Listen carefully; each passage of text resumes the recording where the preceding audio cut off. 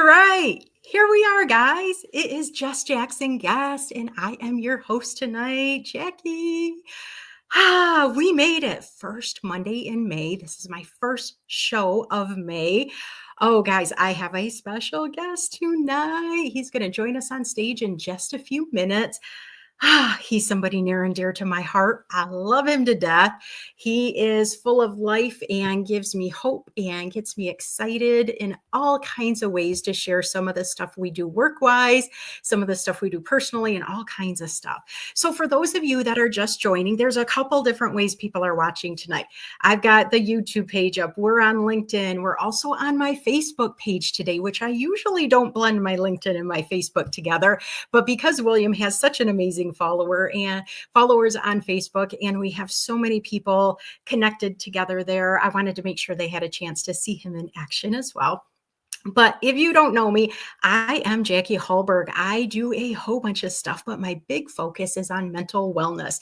That means whether you're involved in your own concerns, whether you're involved in your work concerns, whether you have stress, whether you have a diagnosis, whether you have had trauma and grief, whether you have been incarcerated or you've been the victim of a crime. It's all real, and it's something that you need to have some kind of support network. So if you don't feel supported in your real world, come to Just Jax on Monday nights, 9 p.m. Eastern Standard, and we'll talk about a few things. So a couple things. My day job might come up during the discussion tonight because William does a bunch with our office. And so I just want to put a disclaimer out there. Anything that is said tonight on my behalf is representative of me, not my agency that I work for. And it is something that I hold dear to my heart. There's so much good that our office does. We work mostly with crime, conflict, restorative justice, reentry. It can be tough work, but it's also important work. Some of you know me from LinkedIn as a person that loves to travel, and I try to blend that together to make sure that there's a lot of fun. And just going to say a little something about traveling. I had the incredible opportunity to, first I got to get rid of this background because, sometimes I forget to do that. I got to see two of my LinkedIn friends. Well, they're also Facebook friends now, and they're real life friends. I got to see Christine and Amber this weekend down in Ohio. Who gets to hang out with your friend in a hotel room and do ironing? Well, we did, because Amber, who's in the back, is actually getting married in 2 weeks from tomorrow. And so we did a girl celebration for her, and we had to iron her sash because, come on, who doesn't need a sash that says bride to be when you're getting married? So I wanted to give big love to both of them. We had a great time. And then guess what? We come back, and today is Monday. It is the first Monday of the month. That means all kinds of reports are due and all kinds of interesting things that happen over the weekend. We did have some sad news in our town today. We did have an officer involved shooting, and we did have a lot of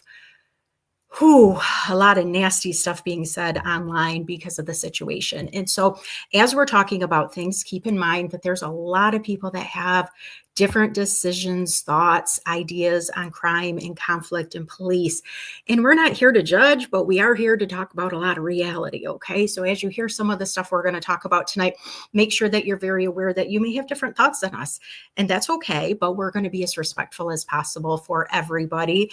And tough stuff, because it was announced that Alcatraz is possibly going to be reopened. Come on, guys. What kind of a world are we living in right now? That was closed before I was even born, and I'm way older than William. So very frustrating on some of the stuff that's going on. So as we're talking about all this tough stuff tonight, I want to thank the people that are watching, whether you're watching on YouTube or whether you're watching on LinkedIn or Facebook or on even William's Facebook. I'm going to try to keep up with the comments as much as possible. William is on his phone, so he's not going to be able to see them. So we're going to try to make sure any of your questions are available. He can answer them. You're going to be pretty amazed. He's amazing. But as we kind of get forward in all of this, I want to talk about two things to give you a smile. Okay. So if you need a little break while we're talking about the intense stuff or some of the stuff that's been going on for you today, two things. If you need a laugh, go to my YouTube channel. Okay. It's at Jackie Hallberg LMSW. So just like it's on the screen there, there's just no comma. Guys, I've only done 4 videos, but every one of them, they froze my face. in the weirdest position. So if you need a laugh, just go stalk that, look at that, give yourself a little smile. Please subscribe to it. I'm trying to grow it just so more people can hear some of the important stuff that we talk about on this show. We had some great guests last week. We've had great guests each time. So if you have time and you want to learn about awesome humans, please go back and check them out. We talk about a little bit of everything on this show. So thank you for that. My other laugh, because this usually sits behind me when I'm in these lives, and I was just like, I wonder if anybody can even see it behind me. So sometimes people think, oh, those people are so professional, or they got it so good, or they know what they're doing. Guys, not everybody has it together. I don't care what titles are or what their education is. He's a little owl, right? Isn't he cute? Do you know I watered him for 2 years before I realized he wasn't a real plant? It happens, guys. It happens to the best of us. So please make sure that you're taking care of yourself, whether you're laughing at yourself, whether you are learning something new, whether you're taking time to decompress, whether you're doing something that maybe you've never tried before and it's starting to work, or maybe somebody suggested for you. So, all right. Oh, gosh, there's so many great people here already. I am loving this. I am not going to read everybody's names right now because I want to get to our special guest. I want to get... William needs to get on stage. You guys need to get to know him. For my LinkedIn people, we're strong on these shows, guys. You guys probably don't know him. He is not active, and I've only seen him post a couple times. So be ready to get to know somebody that is what I call a real life friend. We've been around for a while together now, not as long as some people would think as much as we do together. But he's important to me, and I don't take it lightly when anybody comes to stage with me. But this one's extra important. So are you guys ready? I'm ready. Here he comes. Meet my friend, William. Are you on mute or are you able to talk, my friend? I'm able to talk. Yay! Thank you so much for being here with me. Thank you for having me. Of course. So I always start off the show with asking 3 questions to all the guests. But before I do that, just kind of share who you are, because a lot of times people are going to try to click on your page and stuff, and your LinkedIn page has nothing. So just a little quick little who you are, and then we're going to jump into questions, and then we're going to get into a whole bunch of fun stuff. Okay. Of course, my name is William Kitchen. I'm Justice and Packet. I currently am a peer navigator for offender success that facilitates reentry programs for guys coming out of the Michigan Department of Corrections. I'm also a facilitator for moral recognition therapy, MRT, here in Muskegon County for the Swift and Sure courts. So I get a chance to deal with a lot of probationers and trying to help them and assist them avoiding incarceration through my program. I mean, there's a few different things about me, but I guess we could cover some of those things. I'm highly involved in my community. I'm from Muskegon Heights. I love Muskegon Heights, and so I'm very in tune and involved with my city. And I just love community activism. I love being able to connect with people. I love people. I believe people are bridges, and so people provide you mobility. You cross from one side of the bridge to the next by way of people, and without people, you're paralyzed. So I'm a people person. And for the most part, man, I'm just your all around servant, trying to do something good, trying to clean up some of the mess I helped create. What a mic drop comment right at the end. It's cleaning up some of the mess I made. Oh, I love it. It's like leaving them hanging. We're going to get back to that in just a minute. I love it.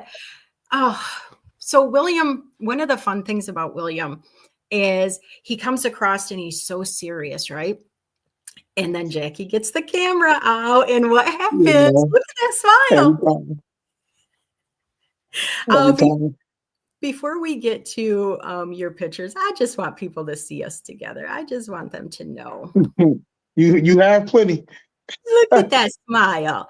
So this was actually taken, this was after one of our gun classes with a couple youth, William. So I tell you, we do a lot of things together. Some of them, like I said, are professional, some are personal. And oh, that poor man, he knows his picture's going to get taken. It's going to be shared. And it's so good for It's good for a lot of reasons. It's good for people to see us together. It is good for people to realize that it doesn't matter what your background is, what your forward goals are is even more important. So I just love seeing our pictures together. So guess what? You guys are going to see a whole bunch more throughout the show. All right. Are you ready for your questions, William? I am. Hit me Okay. with it. First one. William, let us know two things that you are proud of that you have done. Um, that's a very good question. I think I'm really proud of a multitude of things that I've done because I understand that um, the trajectory of my life, my previous life, was going in a different direction. So each milestone that I've made in the right direction to me is a proud moment. But if I can list two, I would say that um, I'm proud that I've been able to create an opportunity for me to be able to work with the youth in Muskegon County. It's not easy.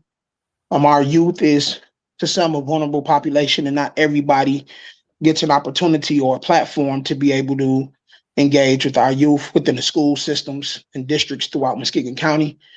I've pretty much been to almost 70, 80% of our high schools here in Muskegon County to, have conversations, to motivate, inspire, or just to have a conversation with the student body throughout many districts. And I'm proud of that because, like I say, my past is a checkered past. I have a scarlet letter on my back in terms of previous criminal involvement. And so not everybody is afforded that opportunity. So it's an opportunity that I cherish. So I'm proud of that. That would be one thing. The second thing I'll say that I'm proud of is being able to give my mother something that she can be proud of, that she can be proud of. I don't think I've ever been able to provide that to her throughout my upbringing as a child. So I'm happy and proud that I'm able to live a life that, the person that I love the most can be proud of. That makes me happy. That makes me proud. And it keeps me hopeful.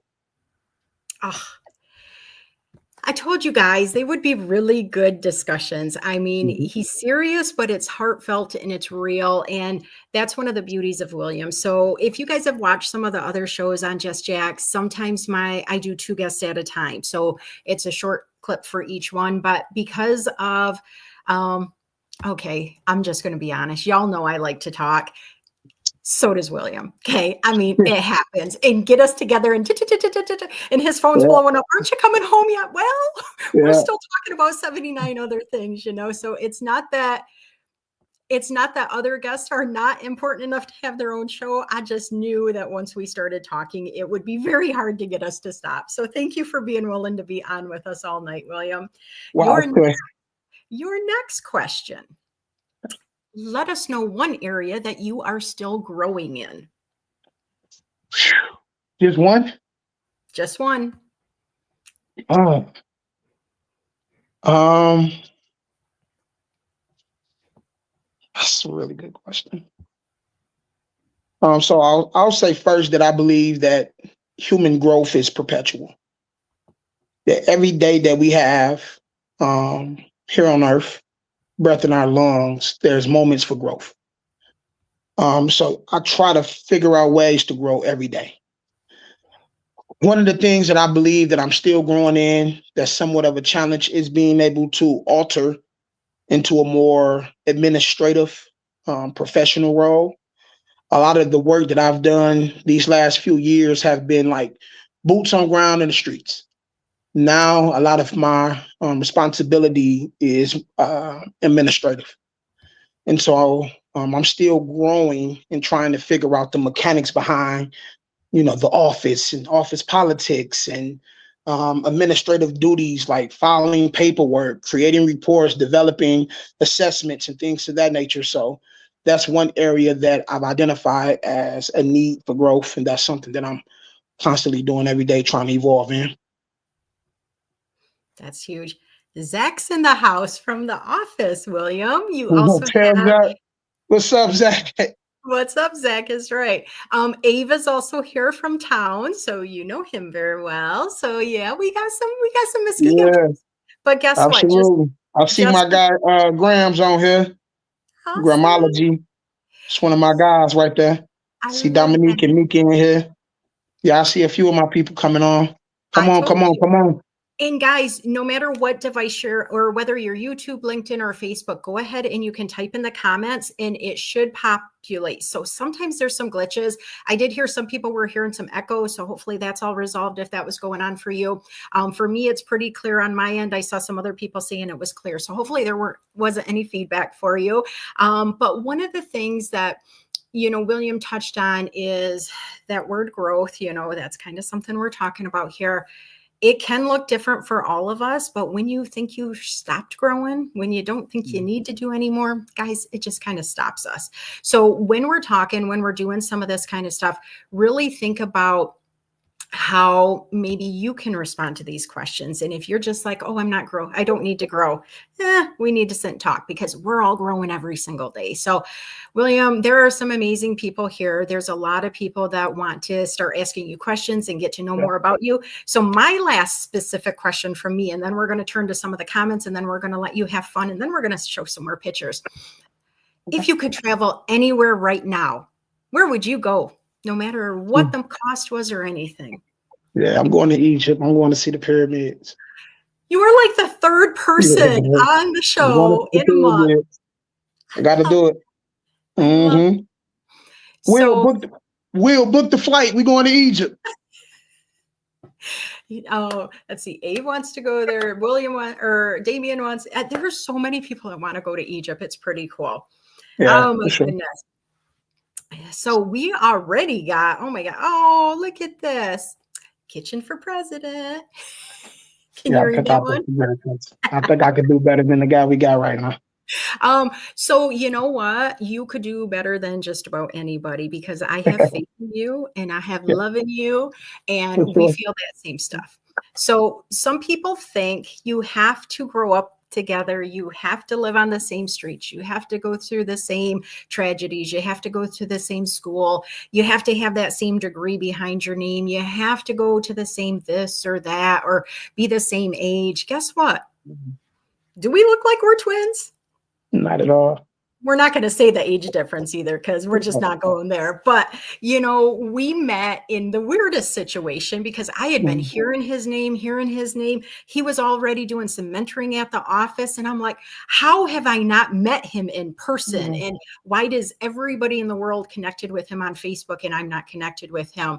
And so we actually met at a conference officially in person. And right after we met, boom, he's right up on stage doing a speech. I'm like, are you kidding me? So it's just super cool. I'm like, I've been doing this work for 22 years and I wasn't asked to get up on stage. So, but Divine favor. it never stopped after that day, though, has it? No, it hasn't. Yeah. I thought that it would, but it hasn't. But I always say like I'm grateful, even in those complicated moments, because you pray for things, and sometimes you got to be careful for what you ask for, and not feel a way about some of the work that may be put up on you after you've prayed for it, because it can be taken from you. So God giveth, God taketh away as well. So I always am cautious and complaining about things because I never want to sound ungrateful, because I'm fortunate to be in the spaces and places that I'm in. So, speaking of places he's been, let's just take a minute and say this. Yeah, William, how yeah. many years have you been out of prison now? Has it even hit 4 years yet?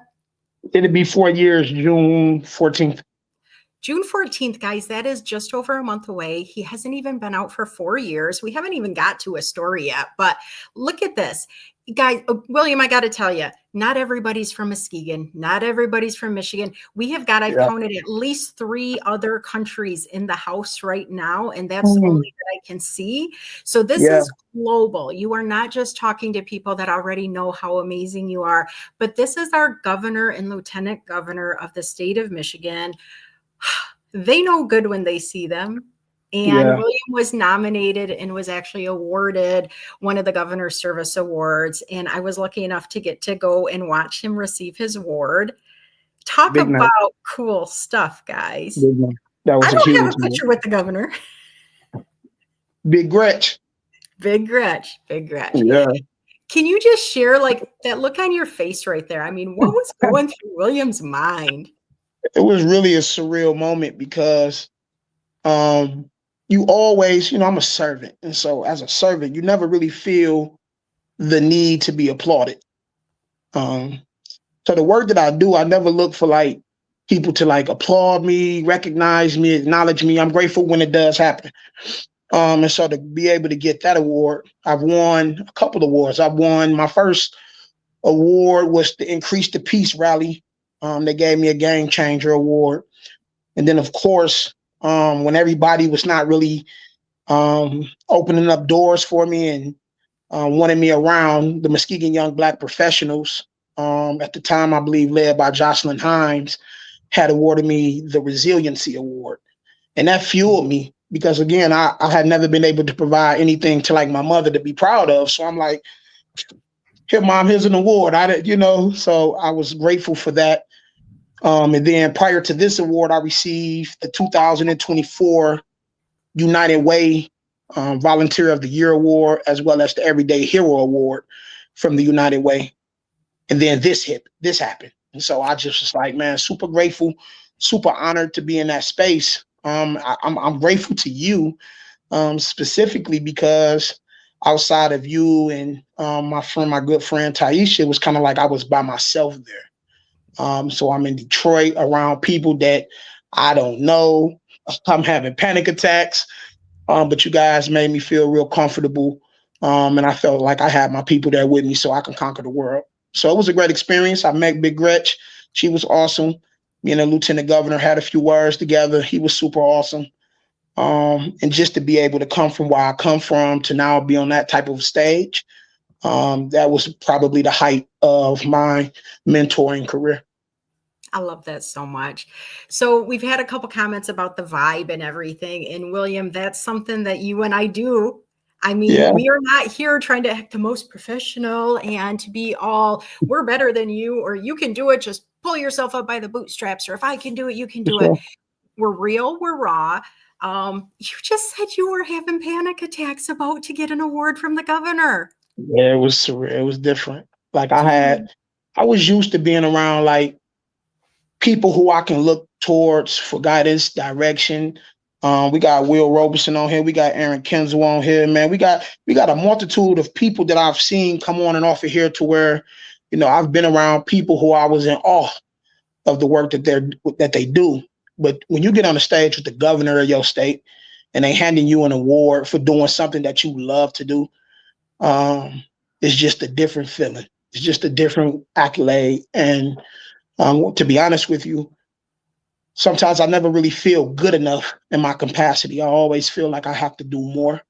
And so that was just kind of like a verification that I'm doing the right thing. It solidified that I'm not just talk.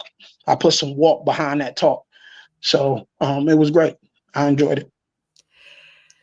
oh, deep, deep. Yeah. So we got so many comments, William. I'm going to try to catch up in just a second. But one of the things you just said about not always feeling accepted or supposed to be in those circles, that is one of our mindset things that, again, I don't care how old you are. I don't care how talented you are, how educated, how rich, how poor you are. Guys, this thing right here, this gets us tripped up more than anything else in the world. We start hearing one negative thing and one negative thing becomes 10,000 things. And we hear one person, tear us down. Guys, I get tore down all the time. I get Yeah. judged by so much. And Yeah. now, I guess when you get a certain age, it gets a little easier to just be like, okay, whatever, but there are other people that want to tear you down because they're hurting so bad inside. They don't know how else to respond.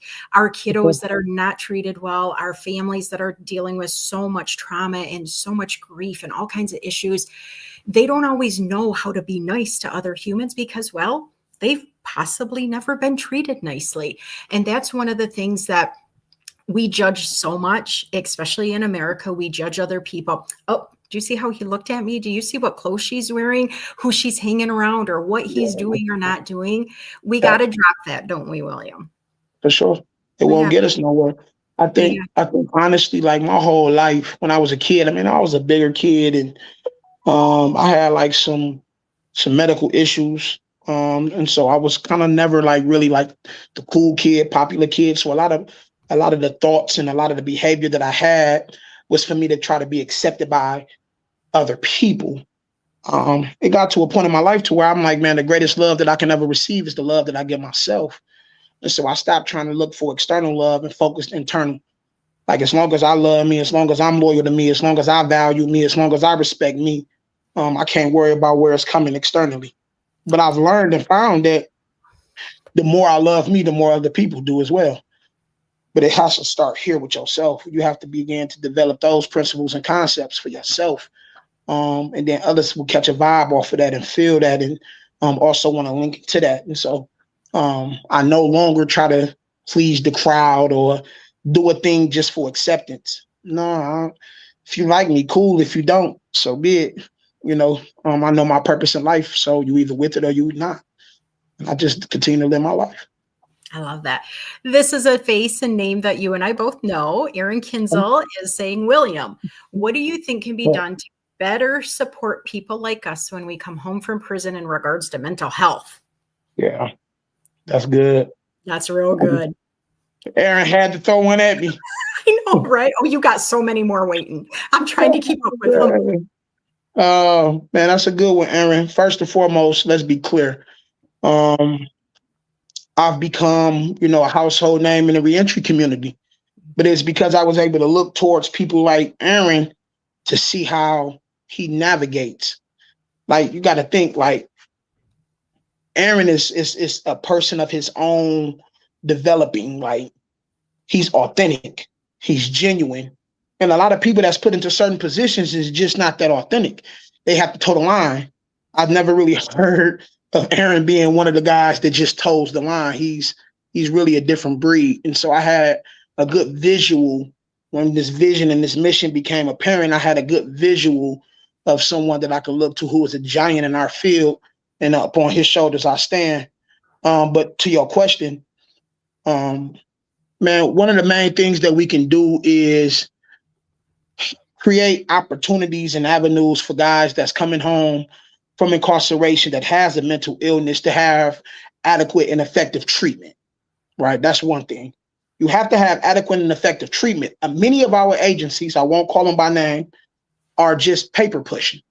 They get, a participant and a client, they check a couple boxes, prescribe a couple pills, and then send them back into the jungles. We have to have what my best friend would say. We have to lead with care and concern. Mm. And so sometimes when we have guys that's coming home from incarceration that has a mental illness, we're not handing them off with people that has care and concern for them or their conditions. They're trying to check a box and move on to the next case. So if we can create an avenue to where these guys that are coming home, they have a safe space. We don't want to put mentally ill people in the shelters. We don't want to put mentally ill people in transitional housing with people that are not, because it creates a conflict and an unbalance. And so if we can figure out, one, how to shelter them and how to work with collaborative partners strategically to provide access to not to just medication, but effective therapy, bring some therapists in that understands them. And what I mean by therapists that understands them, maybe therapists that also have lived experience, that knows what that PTSD looks like, that knows what that emotional unbalance looks like and have felt it and dealt with it themselves. So creating a space for them and staffing it with people that understands what they're going through and that can lead and facilitate, programming and therapy with care and concern. I believe we start there. Oh, I love that so much. Yeah. I'm sure Aaron is clapping, saying, look at him go. What a great spot. We could talk for 72 years, William, on the deficits of our mental health industry. I'm a social worker by background, not practicing doing therapy, especially in the show. People are hurting. People are hurting in early ways. People are hurting in ways that some people have no clue how to even talk to them, let alone to understand them. And guys, it's everyone. It's not just people that have been to prison. It is not just people that have been victimized. It's not just people from a certain neighborhood. our society, not just America, but super strong in America, we're hurting, guys. And our physical and our mental health go hand in hand. Your physical health not doing so great, you're starting to probably have a lot more stress and anxiety or depression. That mental health gets out of whack, you start getting all those aches and pains, and the heart rate goes up, and the blood pressure goes up, and the diabetes is there. We've got to decide that we deserve, we, meaning Yeah. any human, deserves Yeah. basic safety. They need to feel support. They need to feel like their needs are taken care of. And if those people are not in your family right now, if they are not in your neighborhood, you got to look outside. You got to look outside. And it's not easy sometimes, is it, my friend? Not easy at all. And then we want to, again, we want to blanket it for all of humanity. But there's a pocket of humanity, the Black culture, who believes in staying away from mental health checks and physical checkups. I mean, I'm guilty of it myself. You are. So there's pockets within the human race that believes to avoid it, it will go away. Ignore it, it'll disappear. And so, especially in the Black community, there's such widespread mental health issues that goes unnoticed and unchecked because simply they don't want to go in and identify and assess. So these things, like I said, we could talk for hours and days on this. Yes, we can. Well, in one of the, I can't fault the Black community, William. I mean, think about how many times they have been manipulated, overlooked, reported on, sent to this place, and not given the right adequate treatment, the right adequate anything. And we got to break that. We've got to get people in medical and mental health facilities that care about all humans, and they actually want to learn the differences of what it means to have people that have encouraged you to get mental health services versus if your family's like, don't you share what goes on behind these doors, you don't go down and tell them. It's really important to get people to break down some of those barriers, because it can not only be difficult, it can literally end your life if you don't get the help and support that you need. And that's something that not enough people really realize. This isn't a game. We get one life, guys. We get one life. So Ave wants to know, who is someone that really inspires you to do what you do? Who wanted to know that? Aviance. What's up? What's up, brother? He's watching on YouTube with us. That's another guy, man. Like, I can go for days, man. Like, we did this play for the youth in the community. I rewrote the Romeo and Juliet script and turned it into like this poem, this whole draw out story. And the backdrop of it was the disparities and the conflicts between Muskegon and Muskegon Heights, twisted inside the Romeo and Juliet epic. And so when we was filming, man, he came out there and just showed us so much love. He had a role in it. It looked like he had some fun, had some nice watches. But ask the question again. I just heard his name, man. I just have nothing but good, fond memories of him. Could you ask that question again? He says, who is someone that really inspires you to do what you do? Everybody that's still in prison. I could name many people who within the mentorship, within the youth programming world and mentorship and re-entry work that I do.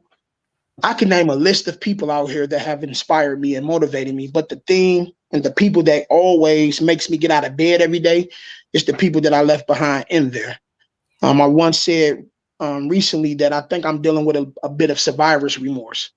Yes. And so I made a lot of connections with guys when I was in prison. They became like brothers, some of them. And now that I'm experiencing the world in such a successful way, I would love for them to be here to experience that success with me. But they're not. And so every day I try to make sure when I get up out of my bed, I'm working on their behalf. I'm doing something that can collectively benefit the prisoner population as a whole. So they motivate me when I get the phone calls and I get the JPay letters, and they tell me that they're proud of me, or they just see me on the TV or on the news, or getting those type of letters and calls from people that you kind of grew up with. That's what really motivates me. That population of people still, it fuels me. Huge. So you shared right when you opened today that you have lived experience. You're talking about the people you left behind. We haven't told anybody how old you were going to prison or how long you had to stay there. You willing to share that? Yeah. Your phone's blowing up as we're speaking, aren't we? No, I'm looking for some of these comments. I told people last week, I said, you're going to love who I've Yeah. got coming on, but he is one of the busiest guys because he's getting pulled in every direction. So I get it. Um, but but Yeah, seriously, I was let's. looking at some of the questions Will Robeson and Dominique Smith both had Mhm. very deep and There's a impactful lot of questions. there's Yeah, I a lot. know. So when I went into the prison system, when I caught my case, I was 14 years old, right here in Muskegon County. I participated in a crime, and subsequently, I was sentenced to between 11 to 40 years in prison. And so when I got to prison, it was kind of like whew, fear, horrified, petrified, terrified. I'm 14, 15 years old. The only idea of prison that I had at that moment was Oz, the old TV show that used to be on HBO. And so I didn't see a favorable outcome for me. But I quickly seen a element of prison that would have warded any danger that would come my way. And that was to me to be offensively dangerous. Don't wait for it, just go on the offense. And so one of the things that I ended up doing within, my early hood of incarceration was I became violent. I became incorrigible. I became rebellious. I joined gang, and it just ended negatively for me. And so while I was sentenced to 11 years in prison, I ultimately did 21 years straight in the MDOC. My original sentence was 11, and then I did a 10 additional on parole flops just for my institutional behavior. And so total, I did 21 years. 16 of those 21 years I spent in level 5 maximum security on a gang leader destination. And so imagine, if you don't know, maximum security level 5 is 23-hour lockdown. I did 16 years on 23-hour lockdown out of 21 years that I did straight in the MDOC. So, there's a lot of great LinkedIn people here, William, that have been connected with me for a while. And I did a show that didn't show my face, but it was called an audio event on LinkedIn. And I did it for almost 2 years called Voices in Reentry. And it opened up the term reentry to a lot of people that weren't talking about it. They weren't really connected with people on LinkedIn. There's a huge reentry community, by the way, guys, on LinkedIn. Make sure that you're following some people. You can go right in and just type the word reentry, and it's like, oh my gosh, so many people. But back when I started it, it wasn't something people were just talking about. We weren't talking about prisons. We weren't talking about incarceration and victimization. And the people that have opened up their hearts and they're like, I know somebody, my family, my son is, it is not something to be ashamed of. It is something that happens to people. It is something to work on accountability and repairing harm and then building those competencies so that it doesn't happen again.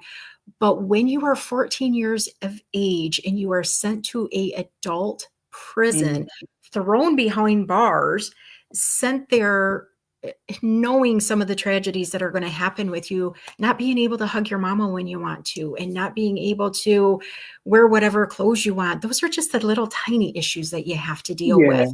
You got to think, as a kid going in prison, there's a level of psychological impact that is hard to measure and calculate. And I think this will answer more to Will's question as well about how did that affect me as a child, being in that type of setting. It made me grow up quick. It made me grow up fast. It encouraged the proclivity to violence. In prison, you don't ever want to appear weak. But I was weak. I was a kid, right? And then I didn't come from a background of just violence. So it was something that I had to inherit and develop on site in order to survive. And so when you put a child in an carceral type of state, the mind doesn't adapt the way that an adult mind would adapt. You have to be mindful that I caught over 300 misconducts inside the institution. I went to the hole over 30 times. So as I'm growing up, trying to develop from being a child into manhood, I'm also faced with different barriers within my incarceration experience that led me to for lack of better words, to deteriorate. My sensitivity levels were eradicated. I became desensitized to what humanity is, was, or should be. So I had to develop somewhat of a savage type of behavior, and I did, to my detriment, of course. And then so it's kind of odd that I can go through so much savagery while I was incarcerated, and then I come home and receive an MDOC contract. So that speaks volumes to the authentic transformation that I was able to incur in my life. Um, because it's different when you come from the prison system and experience what I experienced, and then be given the opportunity to go back in to kind of clean up some of the things that you helped destroy. And I did. I brought a lot of destruction inside the prison system. And so for me, it was more so of a redeeming type of responsibility. I had misled a lot of people. I had given false hope to a lot of people, and I had encouraged and inspired guys to live a lifestyle that wasn't conducive to humanity. And so when they provided me the opportunities to go back in, I jumped on it, and I aggressively attacked that opportunity again to help kind of clean up what I had messed up for so many years. Oh, William, we should have probably scheduled this show for like 12 hours. So many more comments and questions. If Yeah. we don't get to them all live, we can have you go back through it and respond to people later too. But one of the things that, I think is so important is not only you just giving back and going back, is that accountability word. Guys, if you've ever gotten pulled over because you're literally going way too fast, our first thing is, I wasn't speeding, officer, right? We don't like Yeah. to take accountability. When I know I've eaten 79 cookies and my scale goes up, I don't like to admit it, right? But I know I did it. Nobody forced me to do that. We don't like to take accountability as humans. It's not always the thing we want to do. And he just talked about some of the tough stuff he did. Guys, I don't like rushing through his situation because 14 years old, 21 years inside, 16 years in. Level 5 is tough, guys. And every time, William is asked by so many people to share his story, not because he's the only one. There are so many people with lived experience that have powerful stories, but because he's so authentic and because he knows he wants to help. He wasn't just given this golden ticket to work for the Department of Corrections because they just wanted somebody with lived experience. He had to work for it. He has put in the work for it. And I promise you, if you don't know somebody that has been incarcerated, especially as long as William, you have no idea how easy, how simple it would be to just do the wrong thing and go right back. So much easier than literally, he has to do reports, guys. He is not just chatting and talking to people. He has to do reports and he has to do all these things that are required of him, just like they'd be required of me or anybody else doing them. And it's not a free pass. He didn't get this just because of a name or just because of this or that. When he goes back into some of these prisons, he has correction guards and inmates, I'm sure, that are still in there, people that are housed in prison that don't believe you, that they don't believe you made a change, that they can't believe that you ever got out. They thought you'd be a lifer. I always get faced with the notion of, well, should we prove, I can prove this person wrong. My energy isn't to prove nobody wrong, right? People have doubted me my whole entire life in terms of what I would be able to do out in society, the impact I would have, or whether or not I would be able to remain in society. I've been doubted since my release, but my energy is never to prove them wrong because I have so many people that I'm trying to prove right. I got people like yourself, Angie Sprink, Nate. I got so many people who from the beginning has supported me along my way. I remember when I first got out, and Will Robeson heard my story, he was like, bro, we got to do something with that. While so many doors were being closed on me, he was just like, we got to do something with it, bro. You gotta make sure that people hear you. And that's what I've done. And he told me to stay consistent, and that's what I've done. But I needed people to understand that I'm not just a prison story, right? I'm a story that reflects so many of the the forgotten, the neglected, and the abused people within my culture and community. There's so many people that suffer at the hands of the judicial system. We have to be mindful of that, and so I'm always trying to reflect a different side of it that is more supportive and provides services. There's always two sides to a coin. So while the system may be horrible to some, there's also parts and portions of the system that is a beauty to it because it helps. And it's inside that type of help that I try to serve, and I try to extract whatever resources and opportunities that I can for people that's in dire need of it. Because sometimes what I found is that there's a difference between knowing that a resource exists and the ability to access it, right? And Mm. so the courts, the DLC, the government, they have all sorts of resources that exist, but for a lot of different people and a lot of different pockets within the community, those resources is never heard of or spoke about. And so one of the things that I try to do is be a bridge towards the resources and the people that needs to access them. And I always wonder like what it would be like if I had those resources in the beginning. And Dominique asked me like, what would I say to my 13-year-old? So I would say, man, just love you. Man, I would say love you. Like to every ultimately what a child is looking for is validation amongst his peers, right? It's a popularity contest in most high schools and middle schools. But what it boils down to is these kids are looking for something that they're not receiving at home. And no one has showed them the mechanics of how to turn those desires inward to yourself and pull it and extract it from yourself. And so they look towards their peers and they want friends and they want to roll with this crew because they want to be accepted and they want to be validated. And so sometimes the way that they become accepted and validated is criminality, unfortunately, in certain pockets of cultures and communities. And so my thing, if we can get them to stop looking for validation outside of themselves, they won't need or desire that approval from them. They wouldn't have to do things to gain someone else's acceptance because they love them. And their chief concern is to be loyal to them and to recognize their value instead of allowing somebody else to put value on them. And so that's what we do, man. We try to make sure that the things that we've been allowed to do is reflective in the community and amongst the people who really need those resources. The youth is a very vulnerable population, and returning citizens coming out of the institution is a very vulnerable population. And so primarily that's where my two focuses lie. I love that. So we're going to take a minute from the questions, okay? Because William doesn't just talk in prisons, he doesn't just talk to schools. Well, this is another school. He spoke at Grand Valley State University, where I got my master's degree, where he took some college classes at.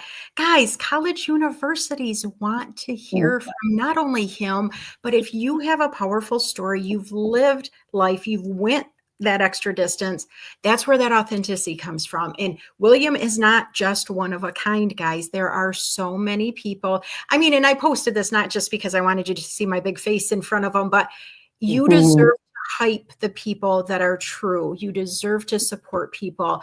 There are people that want his story, that want him to come and do stuff, but do they go to Detroit? Do they go to Grand Rapids to support him? You need to remember this because you're going to be put in other situations like this. Don't let people take advantage of you. And I'm not just talking to William. I'm not just talking to me. I'm talking to all of us. People will take and take. It's what are you getting out of it? And what are you willing to really make sure that your voice is actually heard in everything? I want to post this real quick. William and I had the amazing opportunity to be part of, gosh, what were there, maybe 20, You got 22? a lot of pictures. Yeah. Oh, do you know how many I cut out? We were Yeah. what were called living books. And there were a couple amazing people that actually, Jeff Van Dyke is going to be featured here in a couple weeks. He was also one. We were able to tell our story, not just to people that came to this, wanted to listen to this one story. They came in randomly to this library and they got to talk to different people about what is their background, what happened to you, what are you, not just your name and number. Do you remember what your your book title was, William. I can't remember it off the top of my head. Emerging from darkness. Emerging from darkness. Oh, I love that. And I think mine was something like something about being a tattooed professional or something like Mhm. that. You deserve to get in the circles that you want to be in.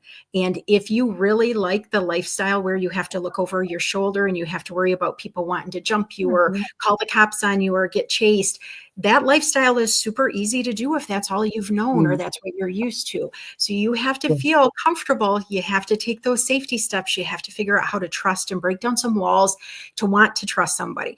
William, Yeah. when you were in prison, would you have trusted somebody that looked like me? No, that's not possible.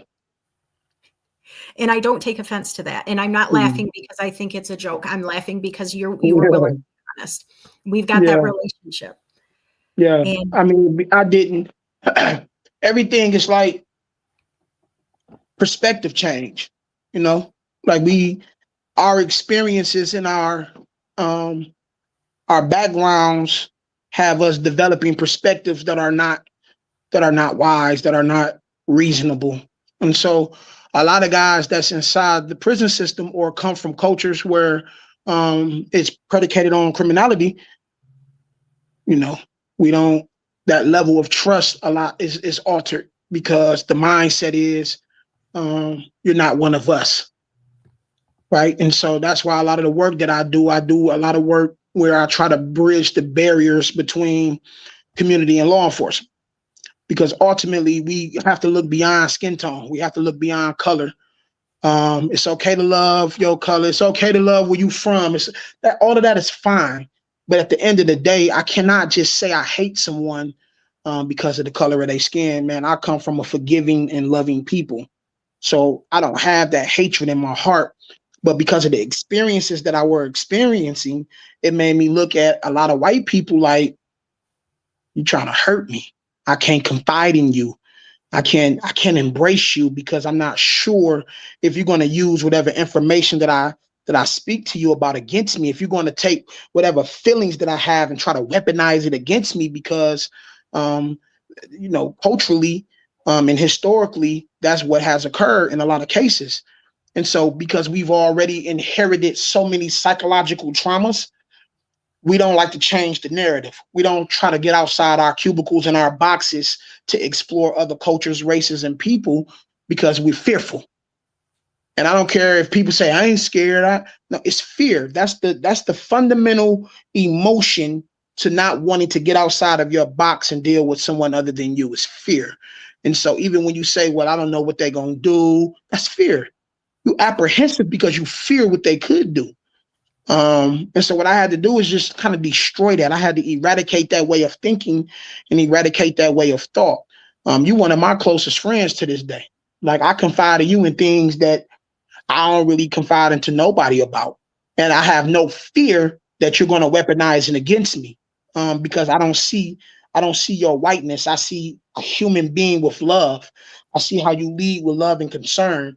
So I don't see like, oh, this white lady is just trying to get information from me so she can use it against me. Nah, I see a friend. I see a fellow servant that's trying to do something positive and forceful amongst people and populations that deserve to be healed, whole, and loved on. So, it's about perspective change. whew, talk about dropping some knowledge. This hour has went so fast, but I'm going to keep you a little longer because we can't just be done yet. Okay. William, um, I've shared with you things that really nobody else knows. That is what it's about. It's not about trying to look perfect or not show your flaws. And that's one of the Mhm. coolest things about making real connections and trying to drop that whole, oh, I'm so tough and strong, or I'm so intelligent and I got all this Yeah. going on. When you start dropping that and say, I am hurting, this doesn't sit well with me. I've had this Yeah. crap happen. I'm still having this crap happen. Hmm. I swear when we get together and we just had lunch again the other day, I swear we learn more that we have in common than we have that are different. Absolutely. I agree. different ages, different background, different neighborhoods we grew up, different Yeah. lifestyles. I've been on the receiving end. I've been victimized multiple times. You got to sit behind bars for way too long. He was Yeah. going into the prison system right before I started working with juveniles in juvenile court. So we like Mm. literally, I think we missed each other by Yeah. days, weeks, months. Yeah. And apparently we weren't meant to know each other back then, but now we're able to work together. Now I got to do a little smile because we've been intense. We've been intense, haven't we? But look at Yeah. that smile. I love doing that. Are you ready? Remember this I'm ready. picture? that So this was a was great last. night. Do you even recognize the lady next to you? Yes. Yes. Yes. Yes. She's a So rock our star.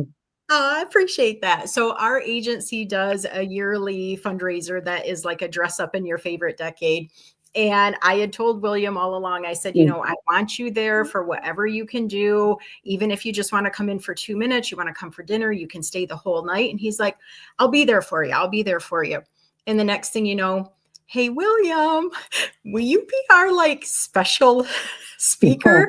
We Yeah. didn't we Yeah. didn't even plan. We didn't tell anybody that he was Nobody. gonna talk. Nobody knew. I Yeah. don't even think yeah, I think Sarah and I were probably the only two real people that knew. He went up to the microphone, guys. I tell you, nobody knew what he was about to say. There were a couple of people that kind of had a feeling. He dropped the knowledge. He did it through poetry and he did it through his regular words. I don't think there was a sound that was made the entire time he was talking. I don't think there was a dry eye the whole time. We had people from the kitchen that had served the food and was getting ready to bring dessert out that stopped us afterwards. We need to know who he is. I can't believe that. We're all bawling back here. That's the best thing we've ever heard. Guys, humans are so much more than their outward appearance and what's on paper behind their names, okay? Whether it's the good stuff behind their name or these horrible things like, he's a felon. No, get rid of that and get to know Yeah. people. And I promise your life is going to be so much better. But that's not Yes. all. After he gave that really great speech, then we kind of did this little thing like, hey, we're going to do this costume contest. So people that were dressed up in the 20s and hip hop and disco, we all got in a conga line and they voted. Well, Yeah. after that, what happened? Do you remember? Because you're going to see a picture of it. Do you remember? Oh, come on. How can you not? Are you ready? I mean, that night was full of. That was one of the greatest nights I've had. The dance battle with me and DJ. He cheated me. Yeah, yeah. DJ's the chief prosecutor here in Muskegon County. I couldn't just sweep the floor with him. I'm trying to stay out of jail. Yeah, he Yeah. cheated me. Yeah, yeah. I want a So, rematch. so William, 21 years in prison, county prosecutor right there having a dance off in front of everybody. Guys, this Yeah, is real life. This is real yeah. life. No, that was fun. Yeah, Oh, you that should have was a won. blast. You should have won. He is kind of my Yeah, I boss. should have won. He cheated me, man. DJ got the power, but look at him. That's my guy. Yeah, You yeah, know, DJ is one of the DJ is one of the people who I never would have thought in a million years would support me in the way that he has. And it's essential that I say that. I mean, it's critical that I say that. You think when you hear chief prosecutor, he wants some information. He trying to get something out of me. Like, man, DJ has never asked me for a tip, info, nothing. Everything that he has ever done, man, has been from just the sincerity of his own heart. When I've asked him to write me like recommendation letters for things or referrals from things, he writes these letters so authentically and then says things like I'm his fan or I'm one of his biggest supporters. And to hear that coming from a chief prosecutor that was a part of the prosecution's office when I went to prison, and now here we are 20 plus years later, and he can say a thing like that, he will always have a special spot in my heart. I will be considered my friend. So his support meant everything to me as I was climbing and growing and ascending into what I am today. Like his support was so critical because he could have just been like, yeah, he's doing great, but I don't want nothing to do with him. When I couldn't get into the schools to get to the kids, I was able to get to them by way of the power of a choice that he has with Nate Johnson. And so from there, it was just kind of like, hey, Whatever you need, Kitch, I got you. And man, that's why I say, man, he will always be a friend because he became a friend of me when I didn't have many. Guys, this is real stuff. Okay. So please don't, how can I say that? Please don't measure yourself under all of William's success. It is not something that he just woke up one day and somebody just gave him all the tools and he was able to do No, it. Lots no, of heartache, lots of yeah, struggle, lots of learning and growing and doing it sometimes right and sometimes wrong, I'm sure. Um, but it's available and able. And guys, this world, especially in America right now, guys, it's tough stuff. We're yeah, it hearing is. some really ridiculous, evil things towards other Mm-hmm. humans, especially humans that have brown and black color in their skin. Yep. And we have to work together. We have to use our voices. We have to prepare, and we have to not judge people just because of what was said in this news channel or what somebody thinks they saw down the road. We have to get to know humans as humans, like William and I have gotten to know each other. We have to not listen to all the noise, and we need to listen to our heart. If you're Yeah. somebody that has faith, think about what your faith is actually telling you and not Mm-hmm. just saying, oh, do all this horrible stuff to people, because prison is never the answer. Yes, we need some consequences and we need some different things, but the type of prison that is happening right now, or the extended sentences or sending babies to prison, Yeah. it's not okay. Yeah. It's not okay. And we have to work towards that. William and I will be together for a long time doing many, many things. Lots of fun stuff, and or him doing stuff, I doing stuff, and we're talking about stuff. I am trying to help him with his LinkedIn page, but guys, he is busy. So I know some of you want to blow up his email right now, his DMs and things like that. Please be gentle on him, okay? There's a lot of him to go around, but he also has to do his real job. He Yeah. doesn't want to disappoint the MDOC. But Nah, I need my job. I you have a lot need of my people, job. you got so many people relying on you. So if you've just kind of tuned in, or you're not really even sure what that word reentry means, the way we talk about reentry is somebody coming out of an institutionalized setting, whether it's jail, whether it's prison, whether it's youth detention, something where you are taking away from the community. And reentry is, what is it like coming back? How are you supported? How are you not supported? And in certain parts of America, there's very little support. Other parts, they say Yeah. they're doing it because they want this little, ooh, we do Yeah. reentry. Yeah. Yeah, telling And them as don't they be walk out of the afraid. prison door. Yeah. And if you even if you do not work for an agency, don't be afraid to participate in reentry support, because so many of us know people and have people in our lives that have been incarcerated. I remember it's a guy on here. He's my cousin, Dominique Smith. He would tell you there were so many phone calls that I made to him throughout my incarceration, from us being kids to grown men, and I would say things like, "I don't have nothing out there. Like, it's nothing for me out there. People won't embrace me out there." It was such an intense form of institutionalization and self sabotage. And every conversation he would say, "Bro, you're gonna be great. Bro, you're gonna be good. Just come home." Right. And I was just like, "Ain't nothing for me out there." He was like, "Bro, the whole world is out here for you." And I just couldn't see it. He could. And that motivation meant everything to me. And Tone and Mika, they on here, and there's been so many times where I didn't have anything, whether it was finances, transportation, they were there. So I always give a lot of credit to my mom, because my mom been my biggest support my entire life. She's my heartbeat. But there was also other people. Um, my Aunt Bird and my Aunt Patty is rock stars. Like, and I can't do it here, but there's just a long list of people.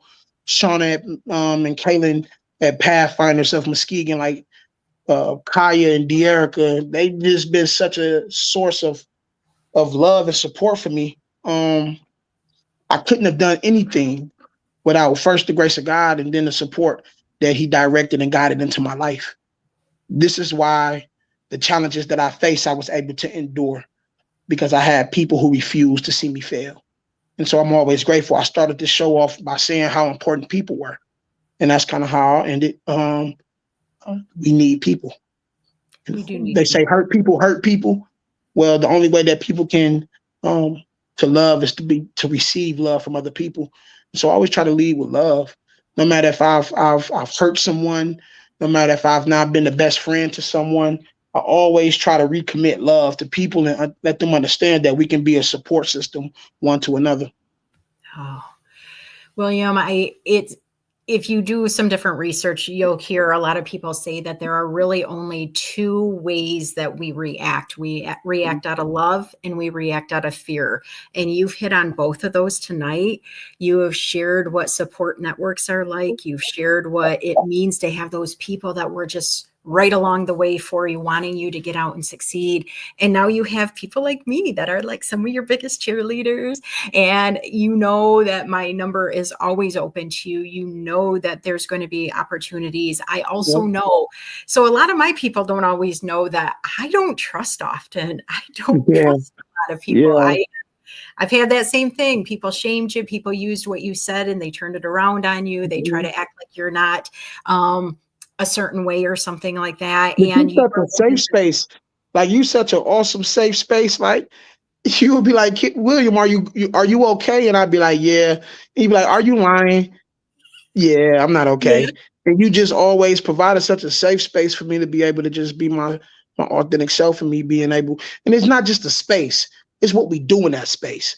Like I Mhm. hear it a lot. Man, this is a safe space, and the refuge is great. The shelter is great to have a space where you can recline and relax in. But you don't just provide a safe space; you provide a space for comfort and for development. Right? You never just let me wallow in a safe space. You always, what can we do better? How can we, navigate and do things better? How can we be greater? Right? And so man, I appreciate you. Thank you for having me on your show. This was awesome. This is awesome. And you are one of the very few people that I know I could call up 24 hours a day and you would have my back no matter what. So I No matter what. appreciate you just as Mhm. greatly. I hope people can realize that you need people like William in your life. You need a Jackie if you're a William. Yeah. Be willing to Yeah. trust people. But don't do it where you're going to get yourself hurt. Okay. Keep your safety first.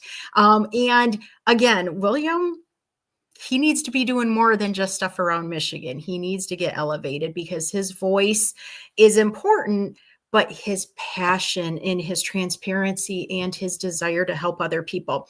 But I'm going to ask everybody if y'all could give him not only just some love, but some reminders that we want him around for a very long time. So we Mhm. want him to have some boundaries and not have people calling him 24 hours a day so he can get some sleep and he can stay healthy. And so that he can actually have some joy outside of just people wanting and wanting. If you are somebody that wants a speaker, a keynote speaker, a workshop speaker, you want somebody to train your staff, William is amazing, but do not exploit him. You will pay him money no matter if he says, oh, it's okay, it's okay. No, you pay him. Okay. You pay people for their lived experience because even though he's been smiling and joking along with us, he's reliving so much stuff right now that you and I are just like, oh, we're so glad you made it through. Please don't exploit people for their lived experience. Please raise them up. Please make sure to learn and listen, not to judge, and to be there for people. So, William, I want to keep talking to you for like 5 million more years, and let's do Mhm. that. Okay. Mhm. Let's not do That's that on the fine. show. I am going to let you end with whatever you want to say last to the audience. And please go back to the comments. I'll send you some of the ones on LinkedIn too. But for tonight, you need the rest of your night too. So end with one topic. I'll take you down. You can stay in the back room if you want, and then I'll just do a closing, and then I'll come back and see you if you want to. But if you need to get off right away, you can just hit the button that says leave studio when you're down. Okay. Your floor, ending statements, my friend. The only way over the storm is through it.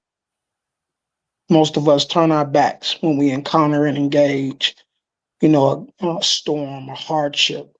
But the way over it is through it. And so I've learned that we can be upset that our roses have thorns, or we can be grateful that our thorns have roses. It's all perspective change, right? And so I'll close with just with this saying of they tried to bury me, but didn't know I was a seed. So I grew. Yeah. Appreciate everybody for showing me love. Thank you, Jackie, for having me on. You're one of my most favorite people in this whole wide world. I love everybody that came on, left a comment, showed me some love. And you'll be seeing more of me. Hope she had me back on for part two. I think you're going to do it often. Yeah, I love it. Damian Kinsey, I know you're out there. He is not my new co-host permanently. He's not taking your space, but he's got pretty good shoes here too, doesn't he? Yeah. I'll stop by whenever you will have me. Oh, Promise. I appreciate you. Make Muskegon, sure Muskegon Heights. Muskegon Heights 231. I love you. Oh, I love you shouting out our town. I'm going to drop you down. Go back and look at the comments. The support you have, unbelievable. I love it so much. Thank you for being with me. Thank you for being with Thank you everybody for and having me. responding to questions. I love you. I'll see you. Ha! Did I tell you or did I tell you? So some of you guys knew William before because you were here with either him because you saw it on his Facebook or you had it when I tagged him. But wow, those of you on LinkedIn that did not know exactly what was going to come to stage tonight, I know I warned you. I told you it'd be intense. I told you you would feel all the feels. If you don't feel all the feels, guys, you need to take a step back, take some breaths, and then rewatch it, okay? We barely even touched the surface of him, of our relationship, of some of the stuff that has happened to him. I have heard him speak to a variety of audiences, big rooms full of people, intimate gatherings, people of all kinds of different backgrounds. I learn something more from him every time. I learn some horrendous things that happen to him in our judicial system, in our correction system. I have learned hope from him where it would be so much easier to give up. It would be so much easier to just say, nope, this is going to be me forever. I'm not even going to make that growth and make that change. Guys, there is so much more to every human being. Please give people grace, get to know people, use your words with others, and let them use their words with you. Oh, I'm just Jax and Guest. I mean, that's me on Monday nights because it's different than my day work, but yet it's still my passion. It's different than the travel stuff I do because you guys need to hear from other humans that aren't always out there saying, hey, pick me. I want to be your person. I will stand by William. I will connect him, but pay him. Okay. Have I said that enough? Because he deserves that. But also pay yourself in terms of recognizing that you deserve to have support and safety as well. So please take care of yourself. Give yourself some grace when stuff doesn't always go your way and get yourself back on track in whatever capacity. I do have guests pretty much through the end of June, but there's a second spot on almost every night. So there's a handful of you that have told me you want to join me. Make sure we connect so I can get you on here because you know what? I want your voice out here too. You don't have to have served 21 years in prison. You don't have to have this kind of a business or something. You deserve to be able to have your voice out there so you can connect about that human spirit. So please take care of yourself. Thank you for sticking with us. I know we went over a little bit, but it was needed. So I am going to send us out of here right now. So you take care. Thank you. See you next week. Make sure to go and check out the YouTube replays. Check out my LinkedIn replays. Appreciate you. Thank you.